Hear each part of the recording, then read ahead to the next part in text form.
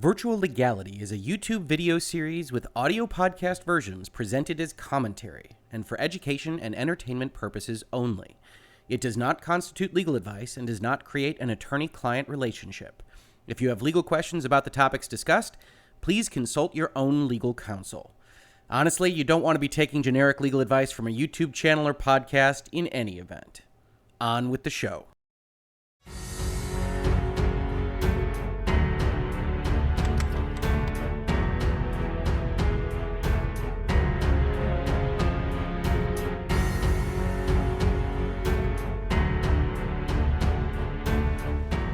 Good afternoon and welcome to another Virtual Legality. I'm your host, Richard Hoeg, managing partner of the Hoeg Law Business Law Firm of Northville, Michigan.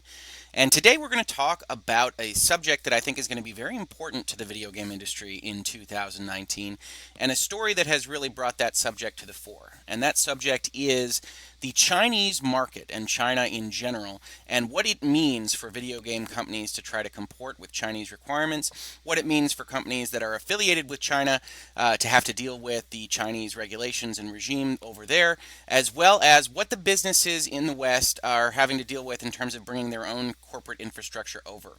And I think all of those aspects, all things that really need to be paid attention to in 2019, are covered in this story, which may or may not have anything directly to do with the Chinese government, but certainly takes place in the shadow of what the Chinese government can do with respect to these players, these actors in the industry, and how different folks are reacting to things that happen within the industry, video games specifically, and how they are received in China presently and how they are hoped to be received by a lot of these actors in the future in China. So without further ado, let's take a look at the story. And this story is actually evolved from the story we're about to click on right here because things have happened since this point in time, which is referring to about 3 days ago. But I wanted to start here because I do think it sets the context for what has happened. Chinese user review bombed Steam horror hit Devotion over Xi Jinping Winnie the Pooh meme reference, oh bother. And this is an article from Eurogamer, and it's talking about a review bomb of a video game on Steam called Devotion, primarily by Chinese users, because of a meme that was discovered in the game that references in a negative fashion the head of the Chinese government. So let's take a look at the article and what it has to say about this. Steam's latest hit is being review bombed for referencing a meme directed at China President Xi Jinping. And I apologize in advance for any incorrect pronunciations here. Devotion, a horror game developed by Taiwanese company Red Candle Games, had been going down a storm on Steam since its release this week and saw a positive user reception based on thousands of glowing reviews. But after the game was found to include a reference to the Xi Jinping Winnie the Pooh meme, Chinese gamers launched a dramatic review bomb campaign that left Devotion's user reviews rating as mostly negative.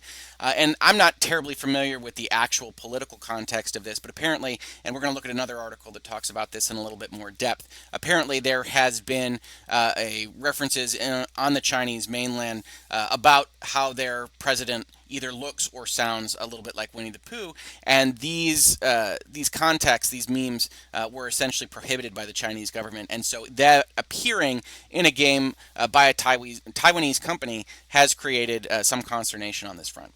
According to Spiel Times, Devotion included a poster that said Xi Jinping Winnie the Pooh moron. This is a reference to a popular meme that saw China censors ban Winnie the Pooh back in 2017. This sparked an apology from Red Candle Games, which in a post on Steam claimed the inclusion of the meme was a mistake and has now been removed. Here's the statement roughly translated via Google. Our team often referenced popular internet memes for placeholders in the prototype stage. We accidentally did not delete all of them in this version because of release sync. We do not have any intention to attack or insult. They have been removed in version 1.0.5. This controversy shows that our team is not careful enough in the due process. As a gaming company, we have a lot to improve. We apologize for all affected parties. Please forgive us. All responsibilities are on us.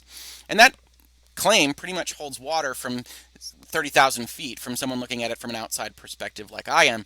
Those of you might recall the situation a couple of years back when Uncharted 4 went out with a clip of their game that used as part of the art on, I believe, the mantle of Nathan Drake, some concept art that was from, at that point, the latest Assassin's Creed Black Flag. And that became a whole little brouhaha on the internet because that was obviously concept art from a game that was from a completely different company. In this case, Ubisoft, being used by Naughty Dog and by virtue of their relationship with them, Sony. And so that became a little bit of a kerfuffle, and Naughty Dog essentially came out and said, "Hey, we use concept art placeholders in our cutscenes and in our various art pieces in order to get things ready, and then we replace them with our own work." And apparently, that neglected to be replaced, and so that's how that happened. And we apologize for it happening at the time. And so that does appear to be a thing that developers do fairly regularly. They use these kinds of art pieces that exist in order to give context to the spaces that they are creating that would otherwise be giant white boxes, and maybe didn't actually correct the problem here as it should have been if they were trying to avoid the controversy that they are experiencing right now. And so that story at least makes sense. I can't tell you whether or not it's true or not because it's only a story, and perhaps they wanted to sneak this by. They didn't expect anybody else to find it, and they did, and this is the problem that erupted. But certainly on its face, the claim that it was an accidentally left-in piece of concept art from the development stages does make sense. Going on in the article, it says, it appears there may be more China commentary and devotion than the Winnie the Pooh meme reference. According to one user on Reset Era, part of the backlash has to do with Chinese players feeling they were hoodwinked into playing and supporting a game that mocks their country. At first, the game became extremely popular in the gaming channels in the Chinese community, wrote Reset Era user Sushi Reese. Most of the streamers streamed the game, millions of viewers watched the game playthrough. The game also received universal praise from the media. It even became a trending topic in Chinese social media. The public gave extremely positive feedback. However, after some users from Taiwan and gaming forum posted screenshots related to the original posters mentioned, the art that we're talking about here, they felt that the game was being used to mock PRC, People's Republic of China people. And we'll just skip the rest of the quote here because it does go on in this article from the Reset Era post. But essentially the claim being made that there were Chinese fans of the game that were excited to play it, that were playing it, and weren't happy to see essentially political commentary put into their game that mocked their president, people that were in favor of the president in China. Obviously, it's a more complicated situation than just that, given the way that the Chinese government has otherwise controlled access to things like Steam and like Facebook and other internet applications or portals. And so that's one of the reasons this story has become as interesting as it has to certainly Western audiences, which is to say, what is the Chinese government's reaction to this going to be? Steam right now exists in a kind of gray legal limbo, as far as I understand. It's a normal kind of portal and application that the Chinese government right now hasn't banned or prohibited access to, but certainly could in the future, like they have with respect to other applications and other internet portals of this type. And so with that as the context, we then see that even though one might not have expected it, this did accelerate yesterday. And we go to a story from Game Daily Biz that talks about that acceleration. Horror game devotion pulled from Steam amid controversial joke about Chinese President Xi Jinping. Taiwanese horror game devotion mysteriously disappeared from Steam on Monday after Chinese nationalists review-bombed the game on Steam. Previously, players found a joke comparing Chinese President Xi Jinping to Winnie the Pooh, which is a political meme censored in China. The theme of devotion is about how a cult does harm to people, leading to the tragedy caused by pure parental love, Red Candle Games wrote in its statement. Red Candle Games being the developer of this devotion game. For the earlier sensitive art material incident, the Winnie the Pooh issue, the whole team of Red Candle Games bears the responsibility of this awfully unprofessional mistake. It is not Red Candle's vision to secretly project extensive ideology, nor is it to attack any person in the real world. Even if the sensitive art element was wrongfully placed before, we kindly ask you not to overinterpret other game material. In other words, people were going into the game and saying, oh no, it's obviously an overtly political statement about the Chinese government or about the People's Republic of China. And I haven't played this game. I haven't played Red Candle Games' other work. There are certainly discussions to be had that you can see right now on various forum boards, on Reset Era, on NeoGAF, that do talk about whether or not they are actually a overtly political company that just kind of makes these statements in their games. There are certainly some people that read into their games that way. They are making this statement to say don't read into it that way. But again, all of this really has to be interpreted from a legal perspective under the shadow of what can the Chinese government do to you? What problems can they cause for you that would essentially modify the communications that you need to have with the outside world? And certainly saying, oh yeah, we meant to have that in there. We meant to impugn the dignity of the president of China is not perhaps the best way to go forward if you're representing the company in terms of your survivability, that you want to exist as a company, you want to continue making games, you want to make games on Steam. And certainly we'll see that's the same kind of issue that is probably facing the Steam portal in and of itself, which is to say Valve has its own ideas of what it wants to do in China, and we're going to get to those at the end of this video. But that probably has been influencing how this entire kind of saga has played out over the last 2 or 3 days.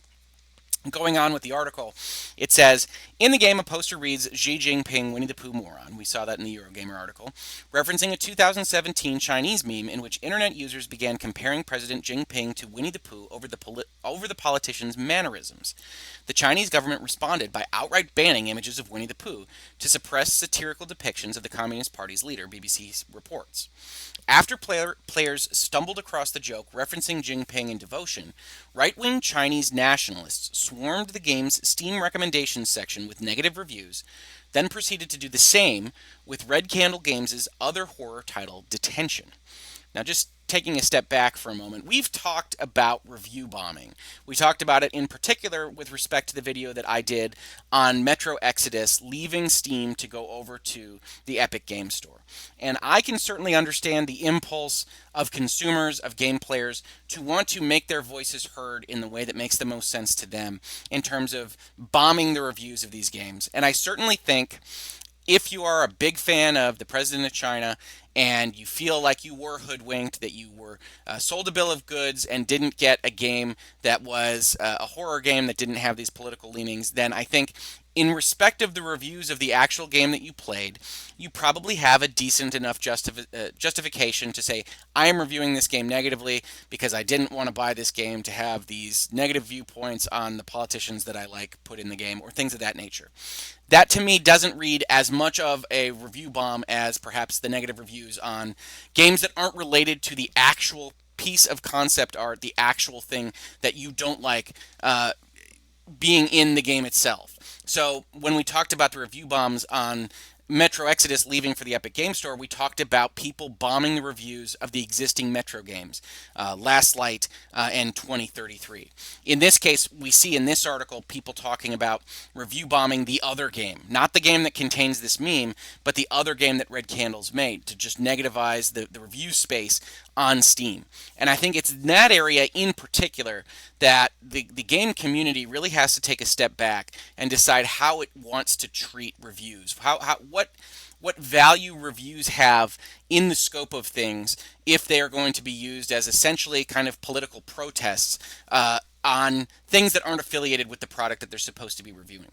I've talked about it before in the videos that I looked at, but certainly what I would like to see is some kind of requirement, even if it's not a terribly enforced one, that at least says, hey, what you're going to be reviewing is this product, and whatever you're about to say relates to this product. Please don't bring in other concepts. Please don't bring in business dealings between the folks that make Metro and Epic, or between a meme that appears in a different game and the one that you're about to review. I would like to see at least a requirement that someone certify that, and I think at the margins that should give some people pause. It obviously wouldn't fix the problem entirely, but I think that's something that we need to look at, and I think it's one of the reasons that the Epic Game Store's essential claim of there aren't going to be forums, there aren't going to be places for people to review bomb you is attractive to some developers, because I think in the Steams of the world, while it might feel nice for consumers to be able to do this kind of thing, it does give developers pause, especially when we're talking about business dealings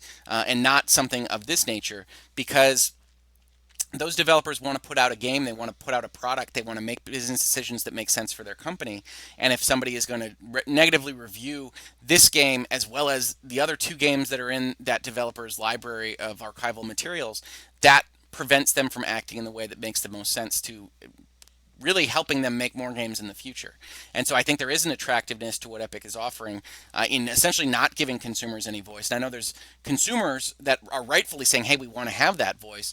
But I am essentially amenable to essentially both sides of the equation, which is, yeah, you want to have that voice, but there needs to be a certain amount of responsibility put on people to use that voice properly. And if they don't, I don't really blame developers from saying, hey, we don't want to get in the business of people essentially judging our business decisions, judging our political commentary in this case, in games that don't relate to it at all. And so I think we want to have a storefront that is willing to, if not police this, at least put light safeguards on the concept of reviewing so that we don't have these kinds of bombing situations. And I think to Steam's credit, they've provided certain amount of analytics so that you can see a review bomb happening. I do like that feature, but it probably isn't enough at this point in time. So that's the piece on review bombing, and that's certainly what has happened here. We're now talking about something even more than review bombing, because this game actually got taken off the Steam store, and the story of how and why it got taken off is part of the discussion here.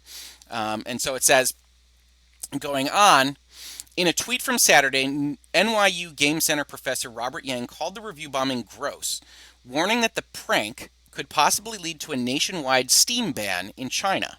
He also criticized gaming outlets that merely referred to the negative reviewers as Chinese people, noting that such phrasing simultaneously wipes away the political nuances within Chinese politics and racially stereotypes an entire nation's citizens.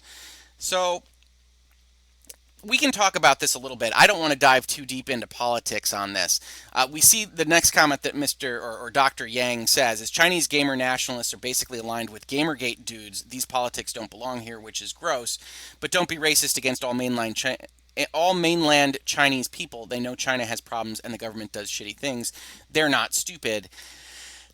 Again, I think this is an area where it's certainly a lot of emotion, a lot of folks that are specifically related and are focused on Chinese politics, especially in the gaming sphere, can tease out these nuances. I don't view a reference as saying Chinese people are doing this as very specifically racist or even politically charged, as much as descriptive of what's happening. Certainly when you see a Steam page that just has all those Chinese characters, it's really impossible for a Western viewer to kind of delineate between the who's and the whys of why this might be happening. And so I think it is descriptive of what is happening, which is that there are these folks that have these thoughts, and they're making these points on Steam. I think it's useful to have someone like a Dr. Lang come in and say, hey, look, the nature of these comments that maybe you can't read are in defense of the president, are nationalists, people that believe in China above all, China is the best in the world, etc., etc.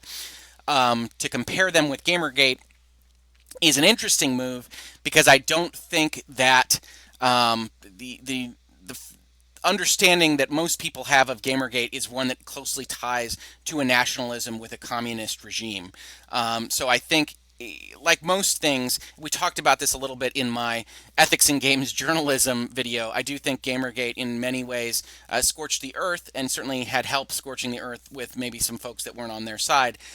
But I think that essentially ascribing all bad acts, like review bombing in this case, to like Gamergate is a little bit not nuanced in and of itself.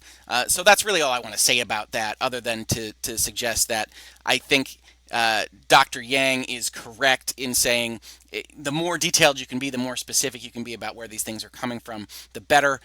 But I don't think that anybody necessarily meant to be racist or otherwise by referring to the negative reviews as coming from Chinese people. So I think that maybe goes a step too far. But in talking about this story, it certainly is one where we see politics once again jump into the video game sphere, and I think he rightly says the folks that are defending or that are against this game and are defending the Chinese government are probably taking the tact of saying, hey, we don't want politics in our horror game, which is at least similar, if from the opposite side of most things that I have seen from Gamergate, to the kind of concepts that they were presenting when they argued about the actual content of video games and not just the kind of journalistic ethics question. Going on with the article, meanwhile, Red Candle Games seems dedicated on responding to the game's controversy in an appropriate way. In its apology, the studio's co-founder stated that it is in the process of business mediation and asked for patience while the company handles the situation. We kindly ask for everyone to remain calm and give Red Candle some time to address the incident, Red Candle Games wrote. This will be the greatest support for us. Thank you. Devotion's treatment by both Chinese nationalists and the Western gaming press represents growing pains amid China's increasing involvement in the international gaming industry. In late December, China began approving licenses for domestic video games, only to freeze new approvals 2 months later amid an enormous backlog. Meanwhile, Ubisoft reportedly planned to globally censor Rainbow Six Siege's content for Chinese censors' approval, sparking backlash that eventually led to Ubisoft scrapping the changes in most markets. And that's really what I think the crux of this issue is. There's another site here, the Facebook site for Red Candle Games, that I can't bring up here because of the way that my screencasting works and the way that my video clips work. But what they wind up saying is that they are claiming that they pulled it down themselves in order to address technical issues with the game and in order to essentially do another scrub to make sure there isn't any concept art that might otherwise have been left in the game that people just haven't discovered yet that have similar kind of political memes or otherwise could get them into trouble. And I think that is probably half the story. I think that they definitely pulled it down to do a scrub, but it is unusual for a game to be pulled down in that context, so I think that they were encouraged to do so. Or we're caught between a rock and a hard place. One of the things that has come out in this story is that they were published by a Chinese company, or appear to have been published by a Chinese company to get this game out there. And it would be no surprise if that Chinese company wound up getting its own pressure from either the Chinese government, from Valve, or from otherwise to pull the game down, and that the websites that the publishers that were initially referenced in this game are no longer available. So there's a lot of question marks, a lot of cloudy gray areas around what exactly happened, what is happening with respect to this game's takedown.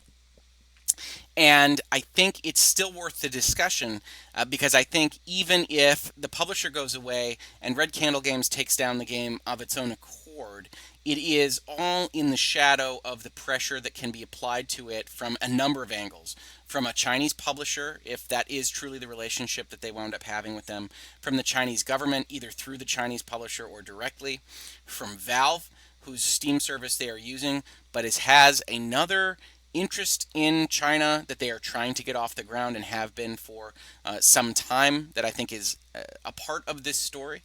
And so I think even if they took it down themselves and are looking to get back in good graces and to come back after mediation or after some other kind of reorganization with a new publisher or otherwise, this is not what you would have expected to see happen outside of the Chinese market. You would have seen it handled a little bit differently without a government that can do the things that the Chinese government has already shown a willingness to do, like ban pictures of Winnie the Pooh, like ban access to certain internet portals and applications. And so it's with that amount of caution and with that amount of trepidation that these actors have to act with respect to the Chinese government in order to gain access to that market. And so what I've put up on the screen right now is a copy of the Steam statement that we read parts of in respect of what Red Candle Games has said directly to its Steam users in respect of this. There are a couple things I wanted to kind of pull out of here that I thought were interesting. One of which is they say there has been photoshopped statements and screenshots made from a forged account. The only things you can trust from Red Candle Games are the Facebook account and this Steam page. And also that their Weibo has been shut down. And that is the, as I understand it, essentially the Chinese Facebook, Twitter kind of social media app. And they can't speak through it right now because it's been shut down for some reason, perhaps because it was essentially organized by their publishers or a third party, and they no longer have that access. And so they don't have that way to speak with their customer base. And this is the kind of thing that can indeed happen if you wind up running afoul of certain things within the Chinese sphere. They talk about the theme of devotion, which we read about in the previous article, and they talk about the fact that they just wanted to make a good, impressive game. They feel awfully sorry and devastated, and they want to reaffirm that the art material mistake was made by us and nobody else. And they take full responsibility and bear all the condemnation that comes with that. And they're trying to absolve their publishing partners. They're trying to absolve anybody else that would be affiliated with putting this out there. Again, because likelihood those folks have a more substantial touch point with the Chinese government. They have to make sure that the Chinese government is satisfied with the way that they have behaved in this. And I'm certain that there are at least certain conversations happening, if not investigations happening, on that side of the spectrum to make sure that the Chinese government is happy with how this is all being handled. The last thing we see here is the reference we got in the previous article, which is that we're currently in the process of business mediation, meaning that the company is talking with either its partners in the West, its partners in the East, with governments that might be concerned about the content here, that they are having these discussions to get to a place where they are once again permitted to release their game, that they have a publishing partner, whatever it is that they need to go forward from here. Unfortunately, that's about all the information we got directly from them on this, and so we're left to kind of posit and question and be concerned about how this all went down. And certainly it's the kind of thing that can result in major problems for Steam operating out of China, because China might just decide that this is enough and we don't like to have these possible things happen. And that's what you're really seeing on Reset Era or on Twitter when people discuss this. Wouldn't it be a shame, essentially, if Steam were lost because of this? And we go to the Dr. Yang Twitter stream that was referenced in the Game Daily Biz article, saying, pretty bad, complicated situation for everyone here. Right-wing Chinese gamer nationalists policing Steam is gross, and a prank possibly triggering a China-wide Steam ban is scary.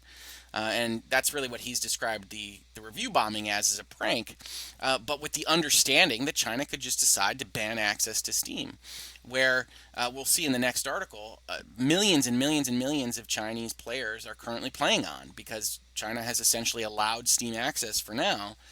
But there is questions about whether, one, they will continue to allow Steam access after this or other issues that they might have, and also after Valve gives them an official Steam China portal. And that's one of the things I think we need to touch on as part of this video.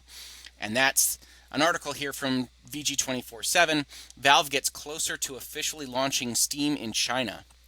Valve and Chinese publisher Perfect World have signed an agreement with the Shanghai government in preparation for Steam's official launch in China. Steam has obviously been available in China for a while, but many of the platform's community features are blocked, and the store continues to exist in gray area as far as Chinese law is concerned. At an event this week, Valve and Perfect World revealed that they're in the process of getting final approvals from the Shanghai government, a necessary step towards creating a localized version of Steam.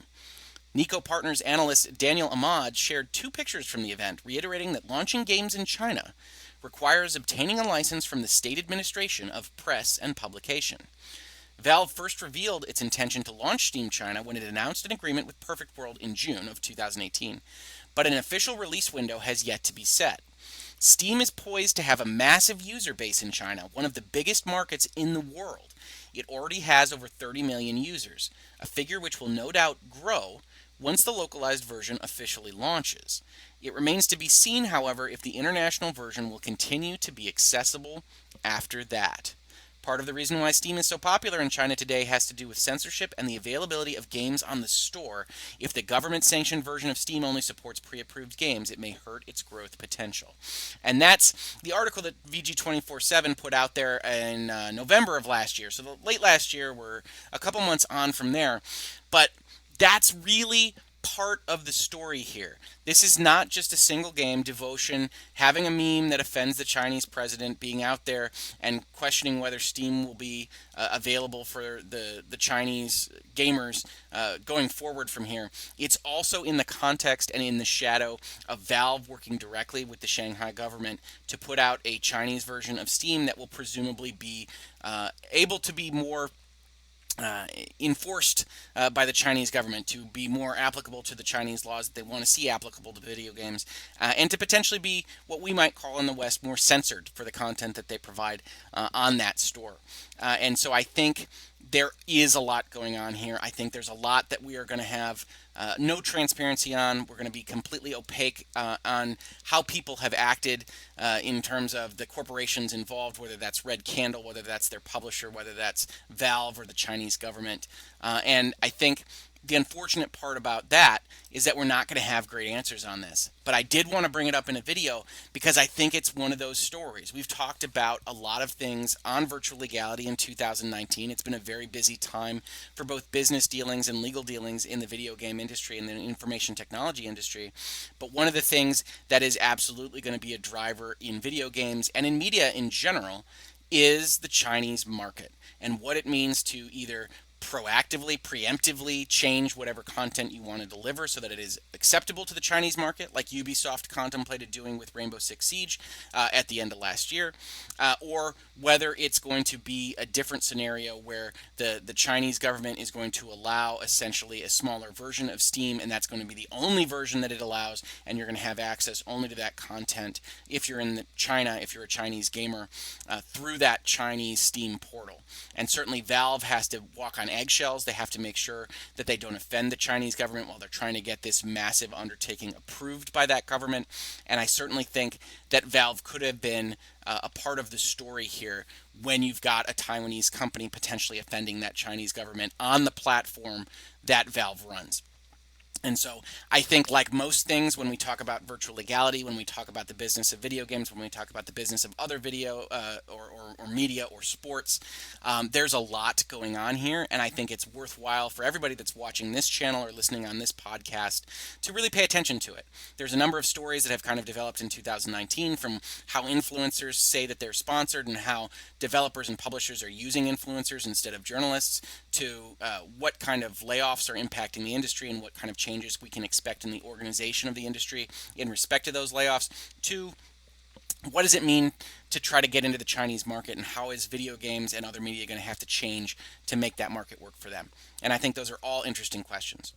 So that's today's virtual legality. If this is your first time visiting, I do these videos a lot. I talk about the internet, I talk about video games, I talk about software, I talk about business, I talk about sports, I talk about law. If you like this, please do like, please subscribe, please tell your friends. Certainly the best engagement I get on these videos, on this channel, on my podcast, are when these things get shared around in places that I frankly don't even know about.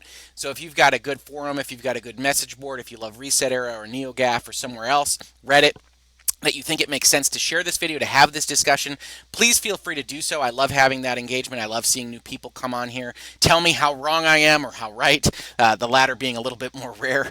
I really do appreciate those conversations, and I love that feedback.